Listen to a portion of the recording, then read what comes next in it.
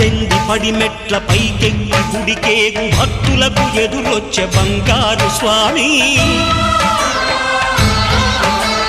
ఇరుముడులు స్పృశించి శుభమనుచు దీవించి జన బృందముల చేరే జగమేలు స్వామి తన భక్తులనరిల్చు తప్పులకు తడబడి ఒక పక్క ఒరిగెన ఓంకారమూర్తి